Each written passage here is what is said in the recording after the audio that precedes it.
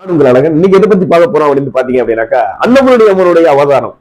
பாத்தீங்க மீடியா எல்லாம் பறந்து பறந்து ஓடிட்டு இருக்காங்க. என்னன்னு பார்த்தாக்கா அன்னபூரணி அம்மனுக்கு வந்து பாத்தீங்கன்னா திருமணம், 3வது திருமணம். எங்கேயாவது ஏத்துக்கிற மாதிரி இருக்காங்க. என்னங்க வாழ்க்கை இது? கௌரவத்தோட வாழணுங்க.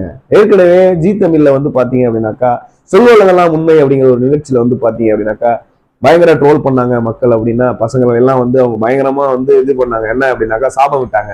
இப்போ வந்து பாத்தீங்க அப்படின்னா 3வது திருமணம் அப்படின்னு சொல்லிட்டு தன்னோட உதவியாளரே மறந்திருக்காங்க அப்படின்னு சொல்லிட்டு மீடியா ஃபுல்லா இன்னைக்கு ஃபுல்லா நிறைஞ்சு வழியுது.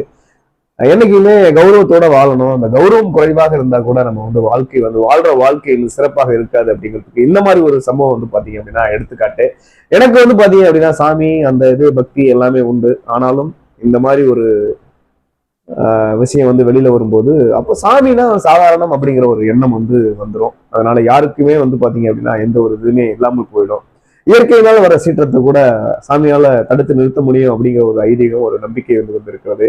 ஆனா இது போன்ற செயல்களை செய்யும்போது வந்து பாத்தீங்க அப்படின்னாக்கா அந்த போலி சாமியார்கள் போல திரியும் இந்த சாமியார்கள் மத்தியில வந்து பாத்தீங்க அப்படின்னாக்கா ஒரு நம்பிக்கையற்ற ஒரு செயலாக தான் நான் பாக்குறேன்.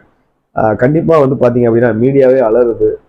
அந்த திருமணம் நடந்திருக்கு, அழைப்புதல் அடிச்சு, இதெல்லாம் வந்து ஒரு பெரிய இந்த மாசம் ஃபுல்லா இந்த டாபிக் ஓடுன்னு நினைக்கிறேன். பிரேக்கிங் நியூஸ் ஃபுல்லா எல்லா மீடியாவிலையும் இதுதான் இருக்கும் இன்னைக்கு.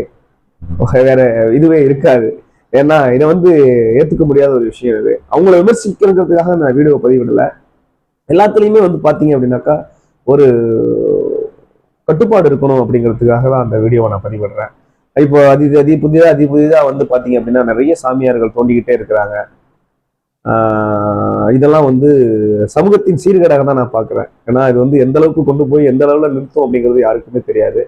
இது போல சாமியார்களை நம்பி மக்கள் யாரும் ஏமாற வேண்டாம். இருந்தாலும் முன்னெச்சரிக்கை நடவடிக்கை நிறைய இருக்கு. சாமின்னு சொல்லிதான் நம்மளை ஏமாத்த முடியும், மற்ற எதை சொல்லி நம்மளால ஏமாத்த முடியாது.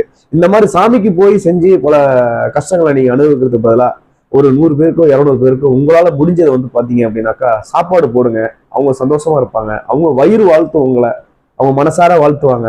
அந்த மாதிரி வாழ்த்து உங்களுக்கு கிடைக்கிறதுக்கு கோடான புண்ணியம் கிடைக்கும் உங்களுக்கு. இந்த மாதிரியான போலி சாமியார்களை நம்பி நீங்க கண்டிப்பாக ஒருபோதும் நம்பிடாதீங்க. நன்றி.